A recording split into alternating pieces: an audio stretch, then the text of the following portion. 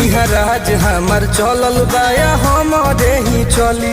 ढेर अइले गइले गुंडा माफिया कतने बाहुबली, केहू के बस के चीज नइखे। इहा राज हमार चलल बाया हमारे ही चली। ढेर अइले गइले गुंडा माफिया कतने बाहुबली, मार के गोली बंद कदम बोली हरदम ला सुता दे। माहौल जवन बदली ओहके दुनिया से उठा दे। माहौल जवन बदली ओहके दुनिया से उठा दे।